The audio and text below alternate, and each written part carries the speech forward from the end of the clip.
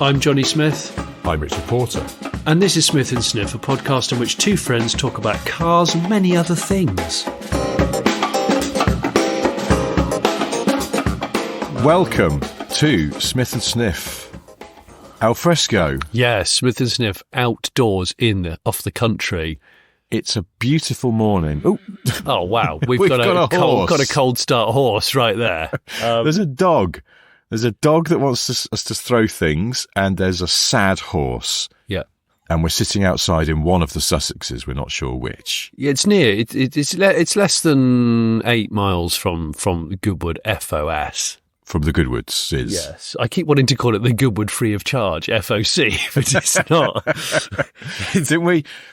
Were we not also speculating about the Goodwood FFS? It's just a series of constant frustrations and disappointments. Yeah. That would be an unusual spin-off for the Duke too. I do apologise for the noise. The dog is very persistent in its desire to have this plastic chew thing thrown. No. It's regular followers / listeners to the podcast will know that post Goodwood, where we seem to be asked to work at and present for Goodwood's YouTube channel. Oh, should we do a plug now before we forget? Yeah, let's do a plug now. So we've made numerous videos for Goodwood's YouTube channel. A walk around the Bonhams auction, where there are obviously cars going under Hammer. Well, they will have already gone under the Hammer by the time we listen to yes. this. A glance around some of the cars which are about to be launched but haven't quite yet, called the First Glance or First Glans, as I kept thinking it sounded like. And then we went to the Supercar Paddock, which is always a place where everything gets mobbed and it's actually really hard to film. And then Cartier Style Lux lawn. Yeah, it's probably my favourite bit. My favourite bit too. Right outside the house on the grass, and there were even tractors there this year. Yeah, as well as numerous Gandini creations. Dog, it's not happening. Yeah, dog. Don't do sad face. Yeah. It's not happening. Yeah, and then we had backwards. We had a little. Yeah, they can do that. They're amazing. They are amazing. Yeah. They can do all sorts. And contrary to what you hear in Shaun of the Dead, they can look up as well. They're multi-talented. Well, that exact dog last night was dismantling 3 shuttlecocks under the table where I was drinking gin. Dismantling. It was dismantling shuttlecocks. They're idiots. Why do we love them? Anyway, so if you want to watch these things, at least some of them will be up by the time you hear this on the Goodwood Road and Racing YouTube channel. So go and look there. We'll be promoting them on the socials as well. But the auction video, as we speak, the auction video is already out. Because the auction has happened. Yeah. I haven't checked the results, actually. No, and that's always the most fascinating bit, really, because you can love to have had on there.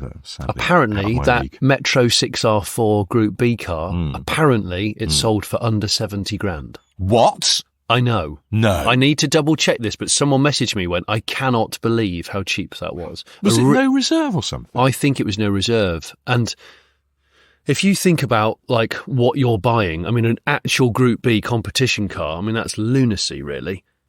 Actual that's lunacy. Nuts. Yeah. Yeah, crazy. That isn't. Crazy talk. I thought I was being clever by hiding the dog's toy so it wouldn't keep whining at me to throw it. But no, the dog's found where I've hidden the toy and brought it back because the dog is cleverer than me. Do you know, this is the first time because we're outside the Showman's Caravan at my friends Lewis and Vicky's place near Chichester. And we've just slept overnight in the Showman's Caravan. Right outside, we've got our whips parked. This is, we forgot to mention that we're gazing on a sunlit quest. The Eagle is parked next to the field with the horse that you heard cold start earlier with the bootcut jeans on. It's definitely got a bootcut jeans. It's got bootcut pubic trousers on, and it looks amazing. But the Eagle, we decided... if you follow us on Instagram, Smith and Sniff, you'll know that I did sort of and ah about taking the Eagle on this quest to FOS. And I thought, sod it, let's do it. So check the fluids and off she went. And it's been brilliant. She's strong. I mean, I hate calling cars she, but somehow it's appropriate in this case. I don't know why. Yeah. It's a female Eagle. But I drove us from where we were staying on Wednesday night into the festival on the first day, and it's a lusty engine. Yeah, it's good. And I'm glad you brought it down. Well, the deal was I drive it the long distance down from where I'm keeping it, and then Richard does the commuting in and out of the festival with me in the back, looking like a dishevelled mare. Mm-hmm. And but no, it's been really good fun. It's been really, really good fun. Damn it, we love that car. And if anyone saw it in the car park, we were denied access to the supercar parking area. Apparently it was full and we couldn't go in. And then when we looked, it didn't seem totally full. I think maybe they just didn't want I think they just a 1990s Vauxhall-based limousine in amongst all the McLarens and Lamborghinis. Yeah. Which is fair enough. Yeah. Do you know one thing I didn't see at the Goodwood Festival of Speed this year? I say this year, I think ever. Noel Edmonds driving a Kia Pride. No, is a beaded seat cover. Oh. Didn't see one. Do you normally see one? No, because I thought the other day I did a barn find on a car with a beautifully preserved interior, and it had a beaded seat cover, and I thought, where have they all gone? Do taxi drivers not have them still? Because they used to be big fans of the beaded seat cover. They used to be massive. Because they're in the seat a long time. Massive. A small propeller aeroplane is passing overhead, as you can probably tell. Dog, you really need to stop this now. No one's throwing the toy. I've sent a message to Lewis to say, please come and get your black dog. Well, the owner of the black dog, please come to the parking area. No more. I'm not throwing you the sort of bone thing. No, me neither. I'm not doing it. It's not happening, buddy. No, take the hint. I'm sorry, bud. I know this is this is what fun is to you, but no, not now. Somebody on Twitter papped what they thought was me leaving the Festival of Speed in my Panda. But obviously it's not my Panda because I've sold it. So what they were actually doing was slightly stalking the man who bought my Panda. Oh, so it was your old car? Yeah. No, it was my reg. Oh. I notice that the man who's bought my Panda, in the few short weeks that he's owned it, has put some roof rails on it. Oh. But also the man that bought your Panda is actually using it and it functions. Yes. That's the thing. It looked like it was working well from the one still photograph of a traffic jam that I saw.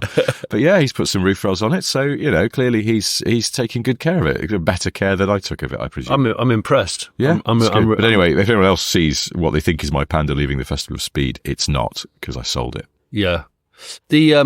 I did two things that I've never done before. One of them was a 3-point turn at a level crossing. Oh God, yes. While your the panicky barriers were down. 3-point turn, and you were on the phone. I wasn't on the rails. I wasn't. Just so you know, I wasn't actually on the rails, but we were trying to negotiate where to rendezvous coming out of the show. And obviously, big shows it's always hard to get out of a big show. Lots of traffic and stuff. I mean, it wasn't too bad last night. No, because we worked late, Rich. Getting in was a harder one, but getting out was okay. But yeah, then we were trying to find, shout out to Andy's Fish and Chips, Andy's Fish Bar, isn't it, in Chichester? Yeah. It's become a bit of a tradition of ours to pop in. Andy's a big fan of yours, watches all your vids. He's an SSG, I think. He is an SSG. Yeah, he's a sweet SSG guy. For the FN. We went in there. We had a lovely catch up. He fried some fresh for us, and my by Jove, was it tasty? It was. Especially really good. Especially washed down with clementine gin. So that was really good. One thing that I've also never done before is just before deciding that it was a great idea to take the Eagle. Gosh. Is that an airplane like really? It's incredibly low. Is that just taken off from behind the caravan? Hey, fuck. It's that plane was so low that it was the "oh dear, is he in trouble" sort of height that you. Yeah, because it sounded like he just bump started it. It really did, didn't it? It's Goodwood branded, that plane. Is it? Yeah, it had a Goodwood, the Goodwood checkered flag logo on the tail. So it's from the aerodrome. Maybe he put it down in the front garden and ran to that outdoor toilet that you just used, which is sort of like a garden toilet. Kept it in D, ticking over, so it's just sort of creeping forwards. There must be nothing worse than being in a microlight or a small aircraft and having a bun in the oven. It must be awful. It must be awful. Must be absolutely awful. Yeah, because I don't even like it when you're on a busy train and you've got a window seat. Yes. And you have to ask the person next to you, or on an aeroplane for that matter, so you can get out to go for a wee. But at least you know that if it was a real emergency, you could give that a go. Yeah, yeah. But if you're up there... What the hell do you do? In a Cessna... Oh, gosh. Or a Microlite would be worse, wouldn't it? I love the fact it's called Cessna. You make a cesspit out of the Cessna. What are they called? Microlite? Which are the ones where you basically get into a sleeping bag? Those hang gliders, aren't they? They don't have engines. That's hang gliders. Microlite, you sit in an old school chair. Microlite, you can get really posh microlites with full closure cabins, which look like aeroplanes, but they're classed. Like a quadricycle is a car, but not a car. You can get posh microlights, which are they're basically planes. Yeah, I've seen them. In fact, I think, because microlights seem to pass over my house fairly regularly. Yeah. And I always think... Do you have a go? I've been up in a couple. I thought. Have you? Yeah, they were really good. Really? Yeah, how are you on heights, though? I'm okay with heights. I've climbed a pylon before, legally. Have you? Yeah, for a documentary once. And I did it on my own. I always think I'm okay with heights until a certain point where sometimes in specific situations, I'll suddenly get that kind of lump in my throat. That's when you need to pause and talk to yourself. Yeah. Not make any rash moves. Just go, it's fine. I'm gripping. I've always got 2 points of contact on. I'm okay. Have I mentioned before, my daughter loves fairgrounds and loves fairground rides. Yeah. And my son's not keen, my wife not keen. So I am the one who goes on fairground rides with my daughter. Oh, so you have to be keen. And I don't mind fairground rides. I do quite enjoy most of them. But what I get freaked out about is when it's the fair has fetched up in town. Yeah. All of the things that you're riding on at sometimes surprisingly high G-forces have been bolted together off the back of a lorry. Yeah. Did that guy, standing eerily still in the middle with the controls, bolt them together properly? Well, a lot of modern ones, mostly made in the Netherlands. Are they? Yeah, a lot of them are sort of hard. They're built into the trailer and then they hydraulically open up like a flower. Yeah, I've noticed that. Yeah. So there's not much bolting required. A lot less than there used to be. If you look at old school Waltzers and old school Dodgems, everything is put together like a jigsaw puzzle, tiny little bits, because the lorries couldn't cope and they had to... Yeah. And also we didn't have the means to create such beautiful crane-like machines. So those are still labour intensive. Okay. I didn't... Just thought if anyone wanted to know. But the Netherlands are still, I think, the world leaders in this stuff. Interesting. Yeah. Well, I went on a Ferris wheel at a travelling fair that was in the local park where we used to live. Now, that can't just hydraulic out of a lorry. There's got to be some bolting together involved in that. Yeah, if it's old school, you have to take every carriage off and then every kind of section of the slice of the pie, as it were, I think comes off. This one felt very old school. And it was a slightly windy day. Oh, it was listing? Wobbling. Yeah. So it's all well and good. And we went round once and then we got to the very, very top and then the wheel stopped to let some people on or off. And that was the moment where I suddenly went, what if this falls over? Yeah. That's because your adrenaline's gone. Your adrenaline's worn off and it's squeaking and just sort of swinging. Yeah. Yeah, definitely. That's and my daughter was having a high old time going, look, you can see our friends. Look, there's mummy. Look, there's my brother. Yeah, yeah. And was really enjoying it. And I was like, don't show fear, don't show fear, don't show fear. But I had this brief moment, I just went, I don't like this. Yeah. We're really high up. Yeah. It's higher than it looks from the ground. And it feels like it was bolted together by a man with a mullet. Yeah. Who pulled it all off the back of an old Foden. And I sort of overthought it. You know, she, bless her, in her innocence, doesn't think about these things. She just goes, woo. I try and I do. The older I get, the harder I am finding it. I used to be able to do relentless funfair rides, one after the other. Can't do that anymore. But I like to still show that I've still got it. I can still do this. I discovered the other day that a very old and dear friend of mine, who I have known for almost 30 years, and who is a very intelligent, thoughtful man. He's a doctor. Yeah. So he's a very serious professional person. Absolutely. And I never knew until week before last that he is slightly obsessed with roller coasters. Is he really? Yes. Is he like a club member? I knew that he'd taken his children to Florida to go to Disney World and Universal Studios. Yeah. But I went out for dinner with him the other week and another friend of ours, and the other friend said something about summer holiday plans, thinking of taking the kids to somewhere that had roller coasters.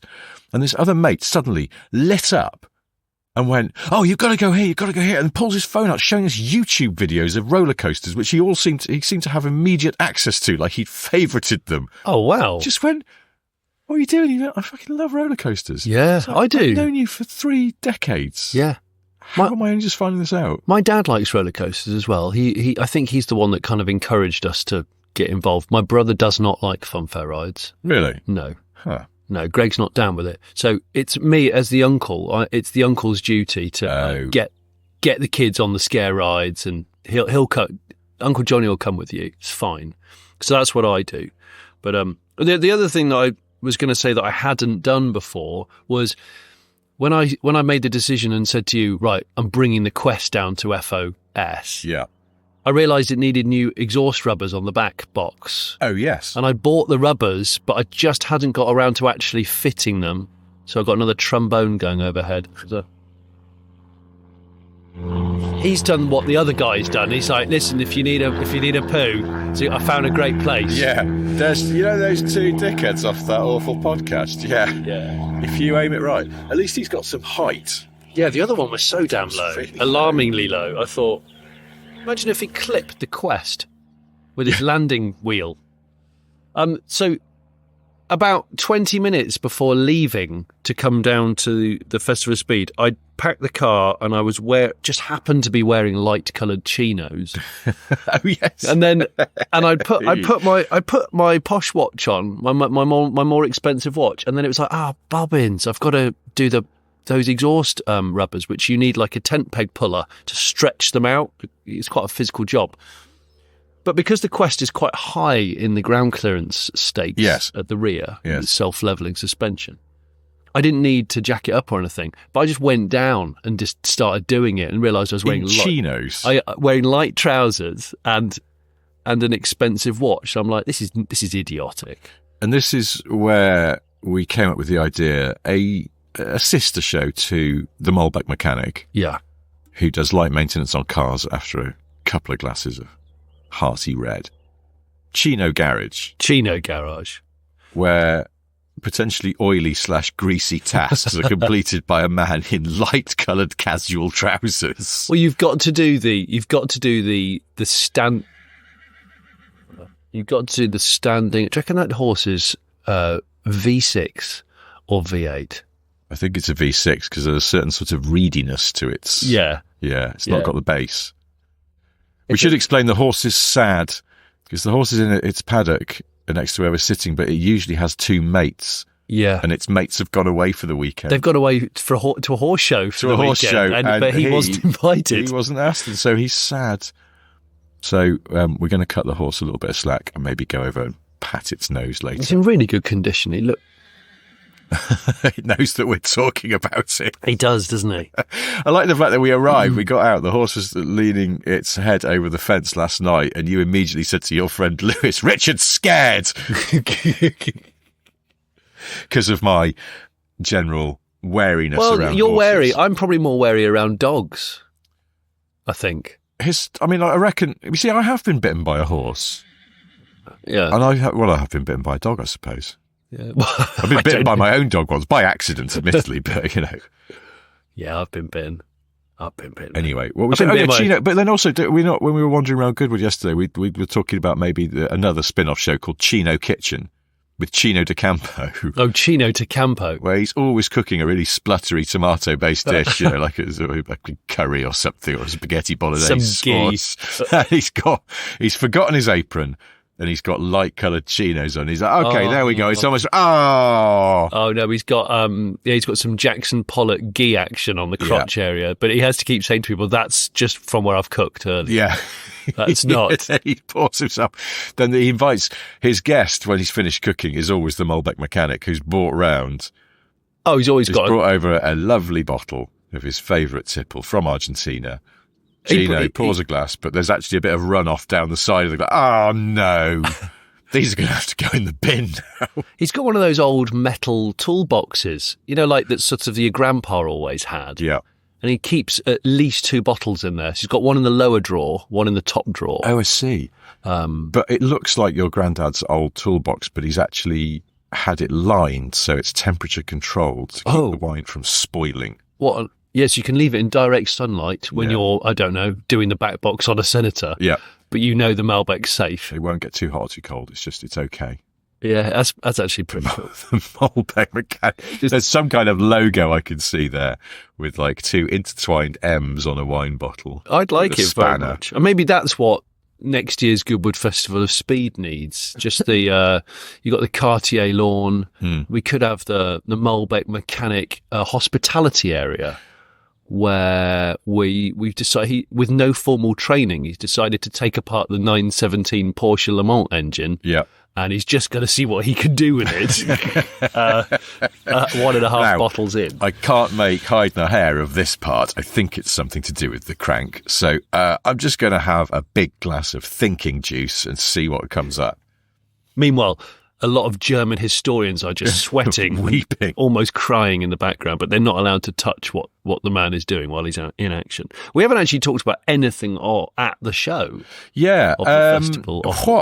What did we see that we liked? I mean, there were lovely things in the auction, apart from that Metro 6R, which I was going to look up to see if it's... Oh, I'm not online, so I can't look it up, because we're sitting basically in a field. Well, so, never mind. I mean, there was a lot that you were quite taken by that 911, the one lady owner 911. One lady owner, she owned an art gallery in London. Yeah. So you can sort of imagine who she was. Yeah. And she bought that 911 brand new in 1985, white with a deep burgundy interior. I'm getting vibes of was Axel Foley's friend who ran the gallery in Beverly Hills. Yes. Who had the SL. Yes. Off of the early 80s. Oh, hey, I watched that Beverly Hills Cop film. Yeah. Yeah. Verdict? I mean, I enjoyed it, but I had some reservations. It was sort of willfully... It was extremely nostalgic. Yes. Blatantly. But even to the extent, sort of the way that it was... It was just like an old film made now. Yeah. In terms of the sort of pace and the structure and the way it was written, and the dialogue sometimes erred towards that kind of terrible exposition style that always gets my back up. But yeah. I wanted to watch the original straight afterwards, but it was late and I wanted to go to bed as well. Just to see how it stood up. No, I agree. And also what I forgot to say when we mentioned it in the previous cast was that one thing that disappointed me about it was the fact that the baddies were in black SUVs, because I think it's a really pathetic baddie car, because it can't really go around corners very well. It's not nimble. No. And they're not imposing anymore because every prick's got one. So, baddies, if you're listening, can you just be a little bit more creative? Well, this brings me back to the Bonhams auction, because there was a beautiful Fiat Dino Spider, one of my favourite cars. I just love those. But the sister car, the Bertoni-bodied coupe, was the car used by the baddies, the mafia bosses, in the Italian Job, the original Italian Job film. Very cool. That's a good baddie car. Yeah. Because it's a 4-seater, so you can get some henchmen in the back if you need to. I mean, not for long distances, but it's nimble. It's got a bit of go. Got a bit of poke. And in black, it cuts a sort of stylish, but don't mess with me, sunshine, kind of. If the Italian mafia bosses were Cockneys, they would say. But also, it's individual, which black SUVs aren't. So, that was one thing that I was going to say about it that I didn't. Bring back the imposing sedan. Okay, yeah. Well, I suppose there aren't any... Oh, we're looking at one now as the... I was going to say, my eyes are looking left. The black Eagle glistens in the sun, but... doesn't it just? What would they... I suppose Chrysler 300s. Yeah, when they were in vogue, early 2000s, when they re-released the 300C, they were everywhere. They were the most modern. They were the most modified car in America, and I think they still look pretty good. But they've dropped it, haven't they? The Chrysler don't make it anymore, which is quite sad.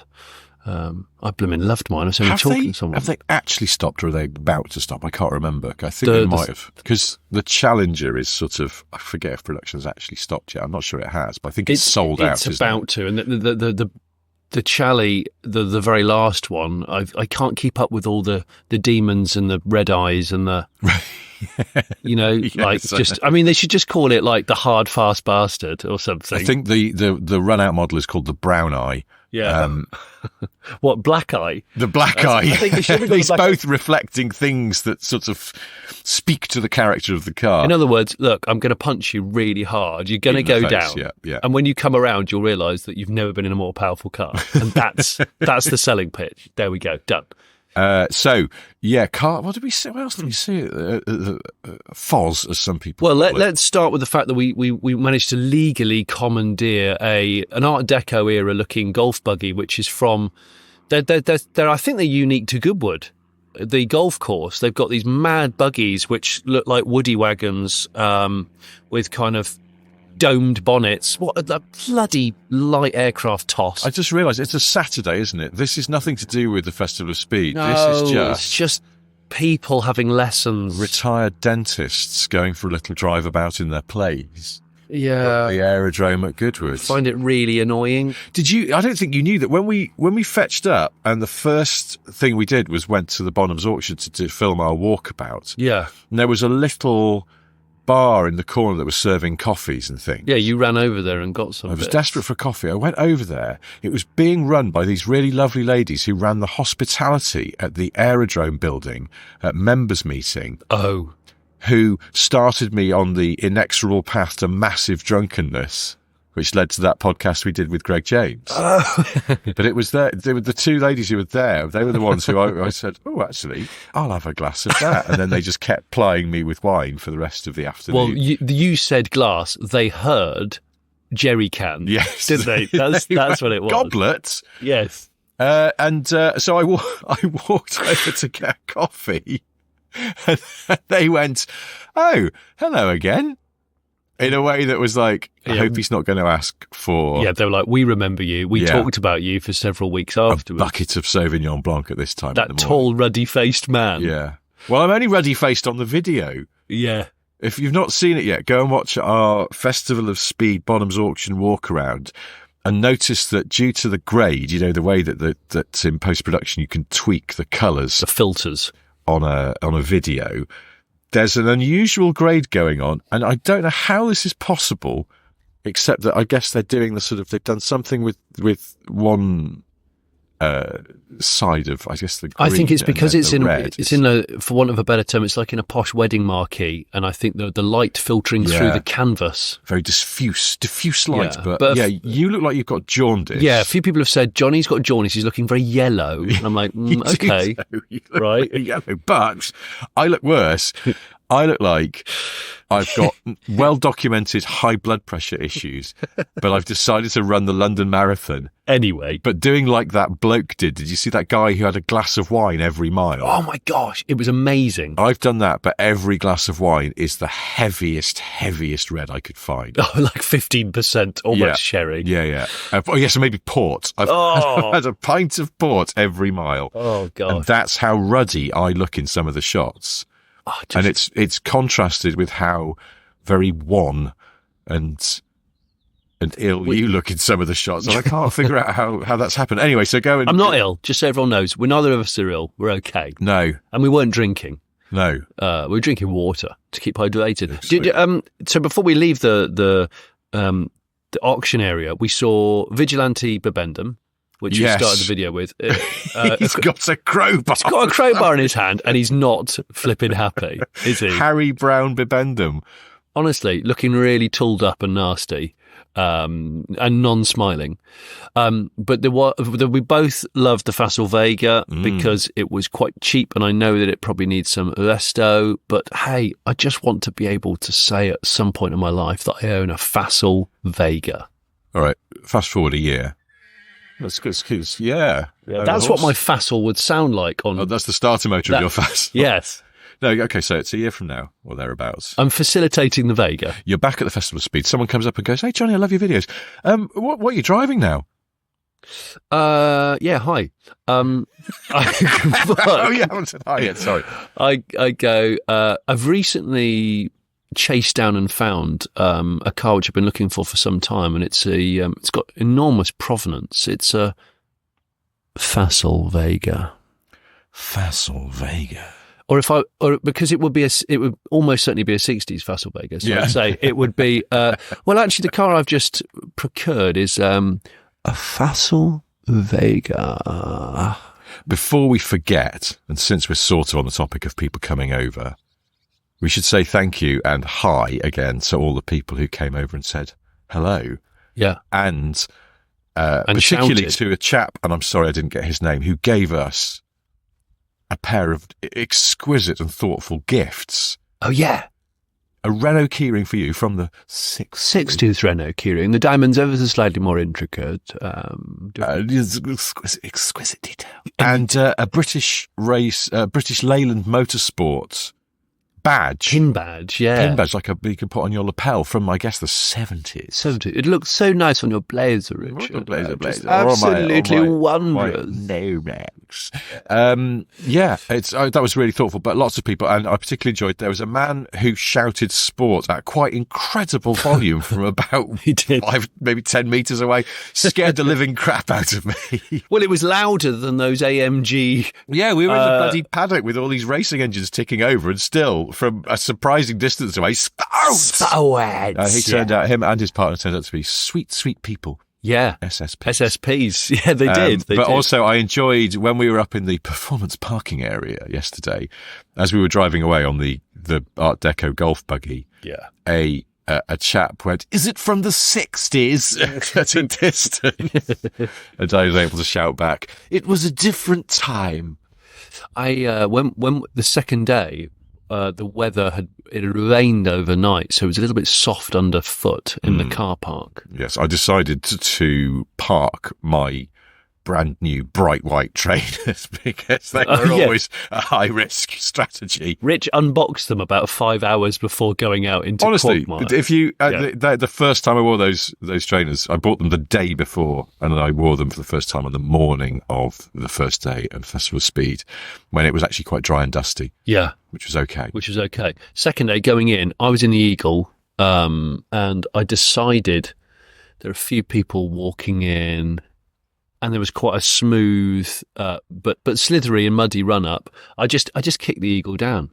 I just prodded the throttle and just gave it a little kick down. And I can see now one of the mud flaps is just clogged full. Oh yeah, of old grass and mud, because I did a stupendous 1, not an 11, but a 1. Yes, and it sprayed my white car with mud, which is excellent. It's fine because it needs a wash anyway. Rich was behind in the 24 Tesla because we didn't go in together for various reasons, but yeah, enjoyed the one wheel peel in the Eagle Statesman / Quest. Do you know one thing I really liked about off of the FOS is I slightly rolled my eyes when we were going over to the supercar paddock to film, because from a logistics point of view, it's really busy. It's probably one of the busiest enclosures because, aspirational supercars. But I've become a little bit jaded about supercars of late, and I felt like a bit of a grumpy old git going, I'm not sure I'm interested in all these like mad performance, mad money, carbon winged things. But as we started to film and look at each one, and luckily we managed to cordon off a bit of space each time, and we were welcomed into the enclosures by people like GMA and Ferrari and many of the others. Most people had a sort of, standard, one of those retractable ribbony type things, didn't they? Yeah. But for some reason, Bugatti had a bungee cord. Bungee, but a very thin black bungee cord. It was the sort that you wouldn't quite notice if you were walking at speed. You could very easily garrote yourself on it. As in fact, when I lifted it up to try and escape the enclosure, I lifted it up and one of our crew was just bending forward to get some detail shots of a car, and it just sort of caught him under the chin. It chinned him. So, yes. But yes, we were allowed sometimes into the inner sanctum because we needed some space to film. And I think what I wanted to say was, despite perhaps not wanting to own those sorts of cars, I likened it to when you go into an art gallery sometimes, or a museum, and you see a huge painting or a sculpture, and at first you're not sure whether you're bothered. And then the longer you stare at it, you go, God, that aspect of it's really interesting, or I've heard about how they achieved this or that. And then before you know it, you've been sucked right in. You've been sucked into the process via engineering fascination, or there's just there's a shape, or there's a colour, or a bit of pizzazz that you've just gone, that's cool. And I was really, I went away with a big grin on my face. You got to sit in the T50 as well. I got to sit in the T50. I got to stick my head in the T50. I did think, well, you made me grip the rim. Oh, the rim was delightful. Just to show me how slender it is. And you were right, it is exquisitely slender. I mean, Dario Franchitti will know exactly how thin that rim is. Oh, he's grasped it so many times. He has. He's touched the rim probably more than most. Yeah. And it is an amazing cockpit to be in. The Koenigsegg cockpit, the Koenigsegg. Yeah. Really, really cool. Yeah, I'd sort of not forgotten about Koenigsegg, but they just sort of, I don't think about Koenigsegg to the extent that I think about other cars. And I did look at that, what is it called? CC850. CC Penistone. It's the CC Penistone. Yeah. And it's not Penis Town. It's supposed to evoke the sort of first high-profile Koenigsegg from 20-odd years ago. Yeah. The CC8S. Which we said on camera, 10cc. was still one of my favourite supercars. I just love the shape of it, love those doors, I love the wheel design they came up with, the quite large wand of a gear stick. Yes. They always went for a wandy one. This one's not as wandy, but it has that amazing open gate manual that you can also just make an automatic. I know. I tried to read up on how that works technically. And you still don't fully understand? Well, because it's a 6-speed manual. Yeah. But a 9-speed auto. And it has 2 gear rods with 3 gears on. Oh my gosh. But it sort of works. Now, I'm probably getting this wrong, and I apologise to people with a better engineering brain than mine, which is shit. That I think when it's a 9-speed, it's effectively like a bike where you have your front cogs and your back cogs. Yes. So if you have 3 front cogs and 6 at the rear, you've got an 18-speed bike. Yeah. This has got 3 and 3. 3 times 3 is 9. That's how it does it. But it can also just use 6 of those gears. Okay. But it's also got how many horsepowers? On E85 fuel, it has 1,385 horsepower. Yeah. Yeah, 1,400 horsepower. Yeah, I think it's 1,400 PS, so yeah. So what I would say about Christian van Koenigsegg is I'd really love him to welcome me over and say, I'm going to do your Sunday roast. And do they do Sunday roast in Sweden? I don't think they do. But judging by his track record of enjoying the complexity of the engineering and the machine and thinking very laterally when everybody else is going one way, Koenigsegg goes, no, I think... And that's why he's such good mates with Mate Rimac, because he's he? Yeah, they're really close friends. Cause, I didn't know that. Yeah, they're really good mates. Really good. Because I think Mate Rimac's always idolised him for that way of thinking. Yeah. He does not follow the well-trodden path. There is no such thing as impossible. Yeah, but always executes whatever he's going to do with such quality and determination. I think Mate totally gets that. But I would love Christian Koenigsegg to come around to my house. I don't want a roast. I can do a roast. But I would like him, if he is able to achieve the impossible through the sheer force of his determination and character. Yeah. Just get my children to leave the house in under 27 minutes. Oh, Christian could do that. Could you get your shoes on, kids? All right. Well, then the Swedish man's coming. Oh, he'd invent a system where they chased the shoes out. So the shoes were by the door, but they're not putting them on because you've asked them to, and they just won't do what you say. Right. So the shoes then they sort of float away like on a drone-like setup, and the kids think that's so amazing. They run out to catch their own shoes, and thus they're out the house. They're about to catch the shoes and then put them on. Yeah. And then at the end of the drive, he's already thinking one step ahead because he's Christian van Koenigsegg. Yeah. He's put like a pile of Mowams on the path right outside your house. Euro sweets. Yeah, or even Kinder. Yeah. Swedish sweets. I mean, there's Swedish fish, but they're not. This Swedish, one's called Plop. Well, in Denmark, there's Spunk as well. Oh, there's Spunk and Plop. Maybe pronounced Spunk, I'm not sure, but Spunk and Plop. Spunk and Plop. Yeah, not the private detectives that I was looking for, but anyway, perhaps Christian von Koenigsegg could come up with some kind of beautifully engineered slide out of the house. Yeah, but as they go down the slide, it somehow puts their shoes on, and brushes their teeth, but without damaging their mouth. My kids are weirdly okay at brushing their teeth. You say brush your teeth and they'll do that. Yeah, mine are all right about it. But then they faff-arse around for inexplicable reasons not leaving the house when we need to leave the house, even if there's, emergency. Anyway. I'd love to have woken up this morning and Christian van Koenigsegg knocks on the caravan door. like this. I'll do it for the purposes of sound. I think people know what a knock on a door sounds like. This is quite a majestic showman's caravan. Like that. That didn't sound like I expected it to sound. All right, I'll go. No, it's fine. You don't have to. It's just because it's metal. The skin of this caravan is metal. Okay, that sounded a bit more like it. And then, there's a door knocker on that door. Is there? And a letterbox. Shit, there is a door. I don't know why. I guess, I suppose showmen still get post, but I don't know how, because they're moving, but they move around. So how is that possible? Are they just getting post from other people in the fair? Yeah. But then Christian... What do you call it? The camp? Yeah. So then Christian, we open the door and he says, "Hi, is Christian here?" "Oh, hi, Christian. What are you up to?" He says, "Well, I know you guys are probably about to record the podcast and possibly a little bit hungover. So I thought I'd make you a breakfast." And we're like, "Oh, cool." He said, "Well, we didn't know what you liked. So I've done overnight oats over here. I've done you a full cooked English breakfast here. I've done this. But of course, I've done it in my own style. And it's all sort of familiar, but also unfamiliar. But it looks amazing and you know it's going to taste right." And you go, Koenigsegg. Very strong coffee. Koenigsegg breakfast. Oh, wow. 1400 PS strength coffee. I wonder what it's like living with someone like that because, well, for example, now this sounds like a terrible name drop, and it is. I went to Gordon Murray's house once. Oh, you did, you git. To interview him about his smart roadster. And which is also a gitty thing because I've got a real thing. Gordon, if you're listening, which you're probably not because you're a busy man, you've got much better things to do. I'm still desperately wanting to one day buy your smart roadster. More than a Facel Vega. But you already have a smart roadster. I know, but if I ever got the chance to buy Gordon's, my Brabus would be out the door. Well, also, his is a standard one, isn't it? And yours is a Brabus, so you could keep both because they're different. Anyway. No, because I don't want to acquire more cars. Okay. I'm trying to be good with myself. Yes. But if Gordon said, "I'll let you buy mine on the proviso that I can borrow it at any time," I'd be like, "Yeah, deal." Fair enough.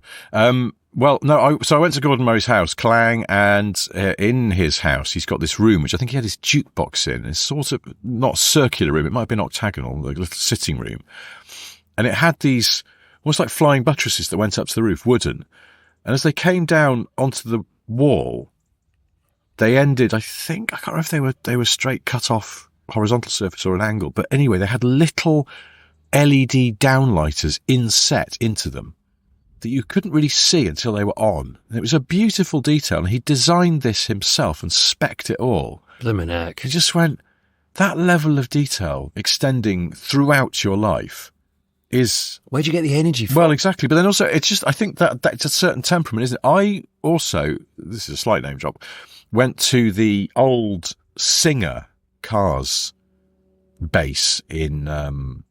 Burbank. Was it Burbank. In a really scruffy bit of Burbank.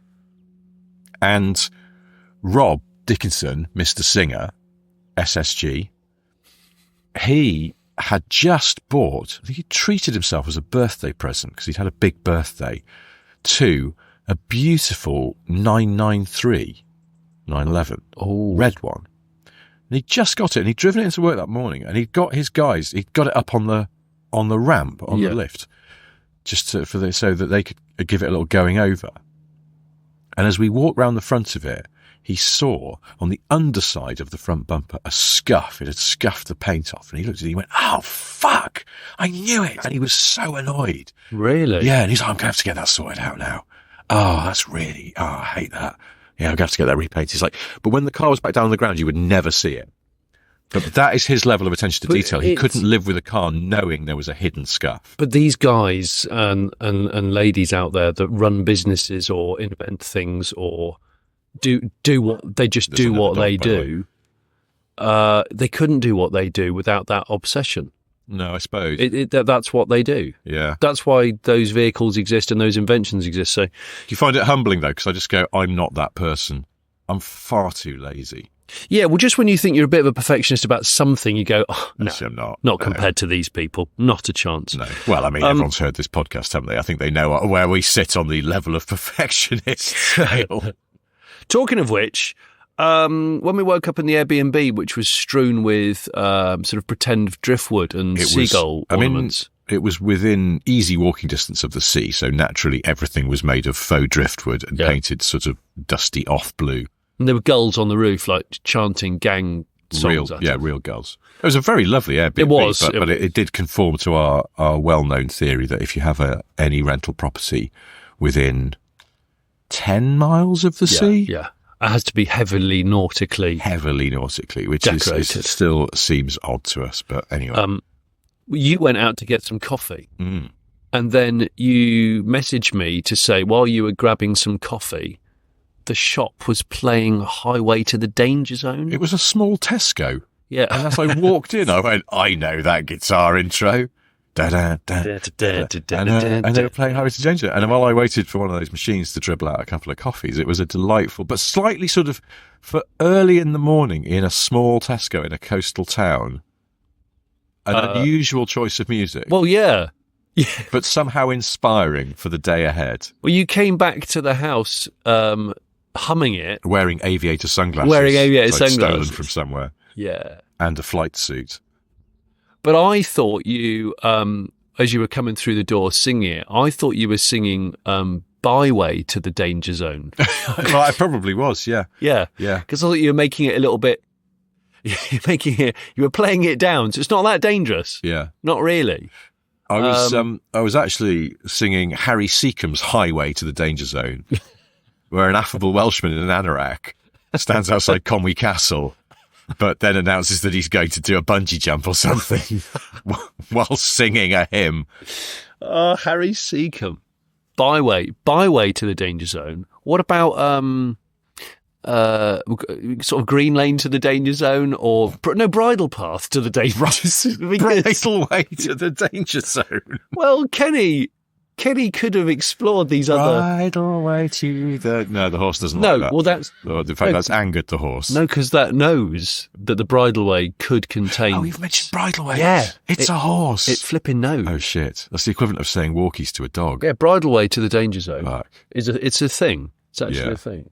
Uh-oh. It is staring at us. We're honestly getting eyeballed by a horse, and it's quite an eerie feeling. At least it's behind a fence. But something I know about horses as a fact is that they can jump over fences. Yes, that's true. I've seen it on the telly. Yes, that's true.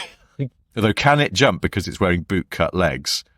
Do only the horses with the skinny fit legs, are they the jumpers? It's really close to the Eagle Quest, I have to say, which is making me a bit nervous. Are you worried there's going to be horse damage to our exquisites? I'd hate it to back kick it and cause, because the car is partially glass fibre. Oh, yeah.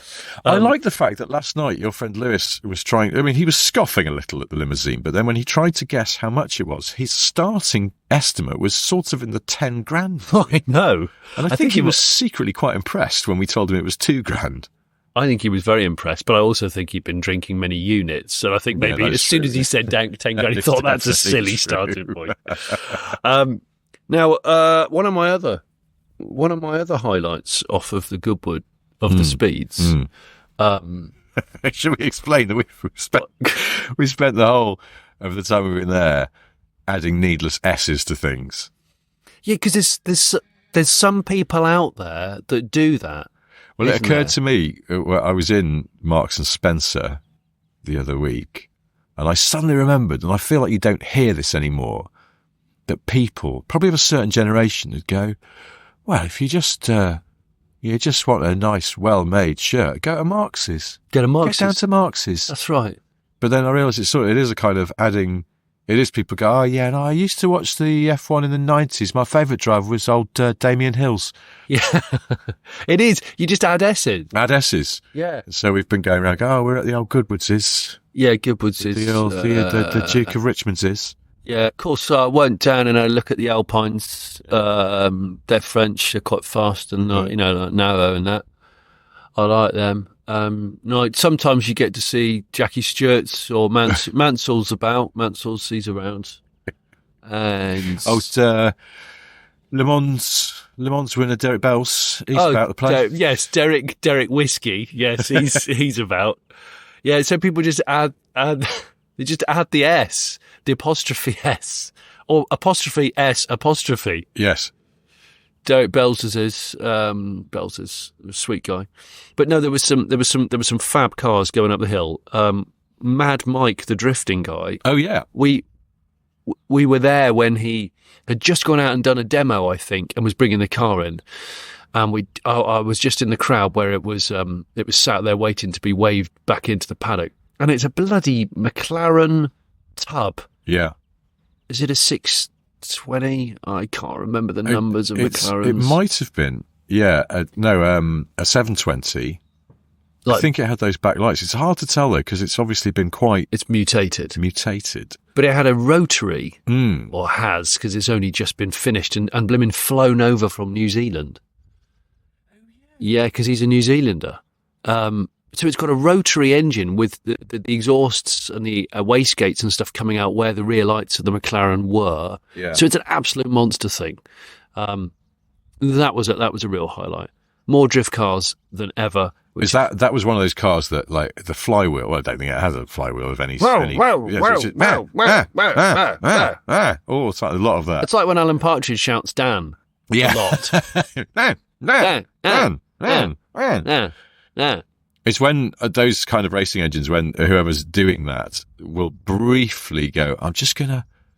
It's like when if you ever lived in a crap rented flat where the little clicker igniter on the gas hob doesn't work anymore, you have to do it with it's very unreliable, and so you're holding it in, tick tick tick tick tick tick, and then you just go, I'm going to let it go now, see if it's caught, and it hasn't. Oh, that's what they I do that with those engines.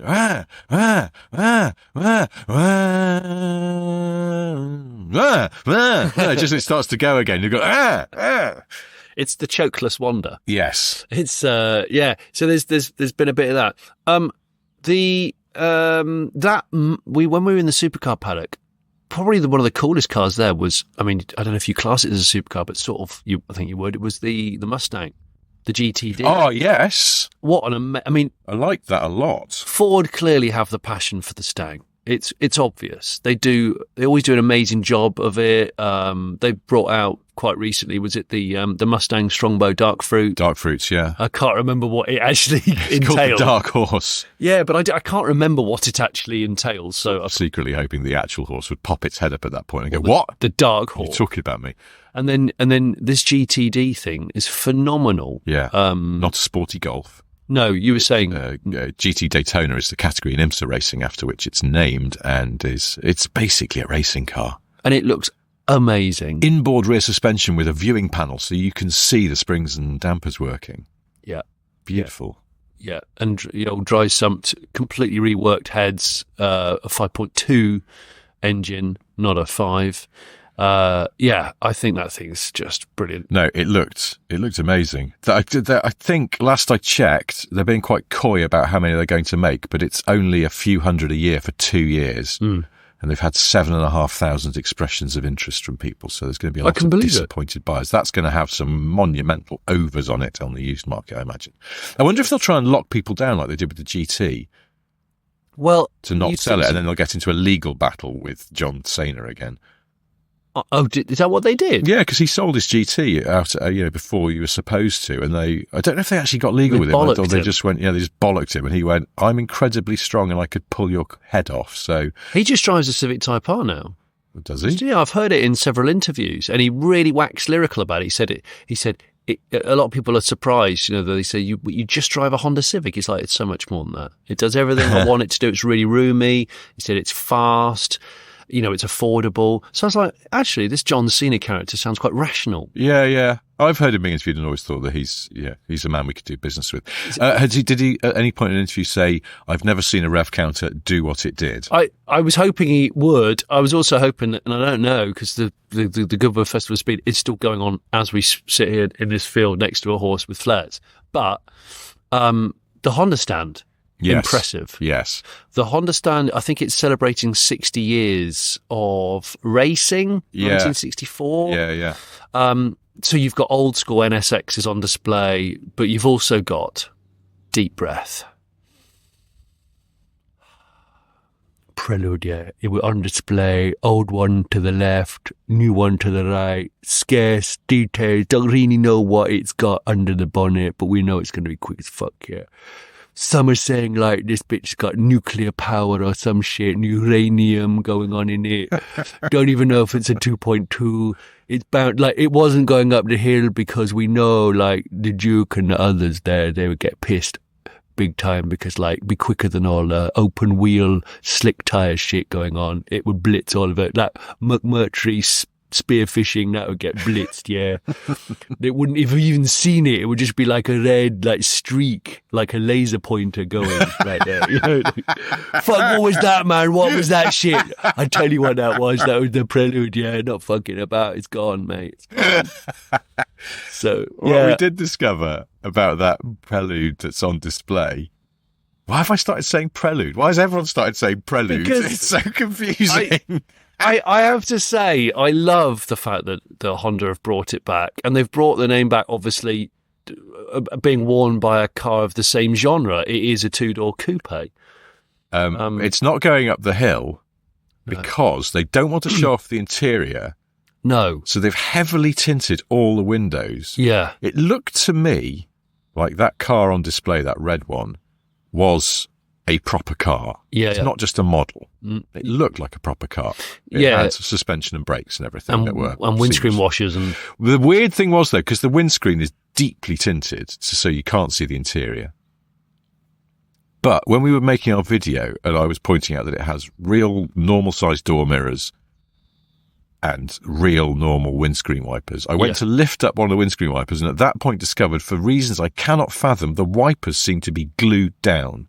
So nobody wipes over the tint and ruins it, or something like that. I hadn't thought about that. And they've probably disconnected the wipers so they don't ever move at all. Yeah, but it's odd. But anyway, so sadly we couldn't see the interior of the Lude. So the Lude is there, and the Lude is not an extreme-looking car. No. And it's not promising to be, despite what Prelude Man might think, it's not going to be like 1,000 horsepower. No, 2-litre hybrid probably. It's for Civic based, we reckon. They're not confirming any of this stuff. But, well, I mean, I suppose that seems like an appropriate note to end on. Yeah. Because, no one's ever seen it do, even though it wasn't moving. Nobody has seen what it can do, but I think that it will be capable of greatness, and it's just nice to have that nameplate back. I mean, we could go on to say that the Capri could have launched, because it has come back and debuted here at the FOS. Yeah. But alas, the Capri, Ford proclaimed the legend is back. Big full stop. Yeah. Well, is it though? You've had 40 years to bring it back, and it's an electric family SUV thing. Yes, well, unfortunately, that's the kind of car that people actually buy these days, because they don't buy coupes. And honestly, everyone's getting bent out of shape about this, including you. I am bent. I don't give a flying toss about this. It's Ford's name. They can do what they want with it. It's whose name? Ford's. But the main thing, and I forgot to say this in our video when we walked around the Capri in the first glance paddock, but the main thing is that the European car makers and the US ones are absolutely terrified of the new Chinese car companies that are going to come in and steal their lunch, dinner and breakfast. Yeah. The only trump card they have is heritage. Yeah. And we're seeing this all the time now. That new Renault 5 is not an accident. The timing is because they've gone, what can we do to make our small EV feel like it has something that BYD or Geely could not match? And we go, heritage and history. It's 50 years since we made this thing. Now, what happens when they've run out of history to mine, I don't know. But for now, they are going deep into the archives. And so many car companies are at it. And this is Ford doing that. They go, well, BYD cannot come up with a name that everybody immediately recognises. We can. Ford Capri, everybody's heard of it. Yeah. So let's stick it on a car that people will actually buy, but we'll get way more news coverage from bringing back the Capri, even if it's not a coupe. And that's why they've done it. And I think that's quite smart. And I don't care that it's not a coupe, because people don't buy coupes anymore, sadly. Well, I'm deeply upset about it. And I think Ford have just done a very lazy job with it. I don't mind the Mustang Mach-E, as I said in the vid, because the Mustang has never gone away. So you can still buy a coupe, muscle car, Mustang of various versions, and you can buy the family electric car. And you know I'm not anti-electric car, and I'm not anti-family car, because I'm not weird. But weird. If they just said, we're going to launch Capri, and it's a new brand name, and under that umbrella we have a family Capri, and we have a hairy-chested medallion man Capri, like the one your uncle used to have. Well, that's the problem. But, Uncle Steve died of cirrhosis of the liver in 1994, and medallion men don't exist anymore. And I mean, obviously you pointed out, well, Honda are bringing back the Prelude, so there must be a market for coupes. I don't know that car will do particularly well, but I'm sure because it's probably based on a Civic, it can do relatively well. I hope it does. I mean, the Nissan Z is back, not in the UK, and I think they didn't bring it to the UK because they didn't know them. Yeah, and I don't think it's doing that well, which is sad because I think it's pretty cool. But anyway, please people buy these cars. The final arbiter on the Capri it should be the horse. So let's see what he thinks of it. Horse. There's a cloud formation which looks like someone lying down with an erect penis. Oh my God! Look at that! I've got to take a picture of that. I mean, that's ridiculous. Paging Dr. Freud. Right, well, we should wrap this up. But before we do, I have three things to tell you. The first one is that we have YouTube videos out this week. They're on the Goodwood Road and Racing channel. Yeah. So please go there. But also go to the Late Break Show, which is Johnny's channel, where he's got other things. But do watch us walking around the Bonhams auction and the Cartier lawn and all the other things that we have been doing at Goodwood. Well, we need to mention also about Festival of the Unexceptional. Festival of the Exceptional on the 27th of July. Last I heard, tickets were almost gone. They may have, in fact, already gone now. But yeah, 27th of July, so that's coming up quite soon, Saturday. We'll be there on the stage doing a quiz, which you can register for now, if you have a ticket already. And we'll be doing a chod swap of car parts. We don't know how that's going to work. It may not. And we'll be recording one of these podcasts. We will, yeah. There's vicious rumours going around that we might be giving away aftershave as well. Yes, and that's not simply because Johnny wildly over-ordered Brute a few years ago and we haven't been able to get rid of the bloody stuff. That's simply... No, I just want everyone to smell great. Yes, well, who doesn't? Yeah. All right, well, anyway, this has been Smith & Stiff from a field near Goodwood. Thank you ever so much for listening. We'll be back on Friday for On the Other Side of Things, answering your questions. And back again with more of this the following Monday. Until then, goodbye. Thanks, mate. No, that's not right. Gosh, I got it wrong. Cheers, mate. Thanks, mate. Bye. So you've enjoyed this podcast, but you've had a thought. Is there a way here today that you could show support? Well, you could join our Patreon. What wonders that it brings.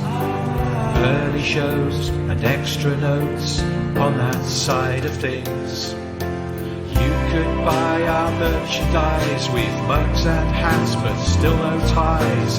One day we will make those pies, but in the meantime, guys, hey guys, like and subscribe, and maybe leave a nice review.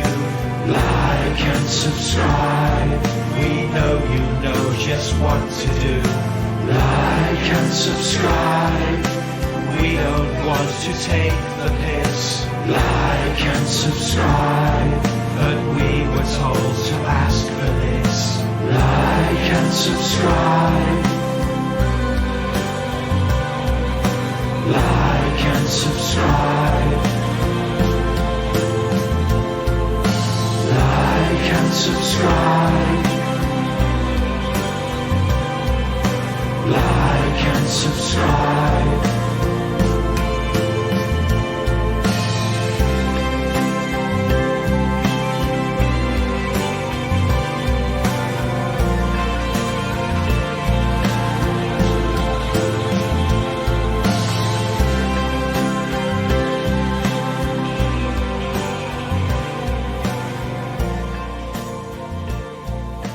Bridle away to the... No, the horse doesn't like that.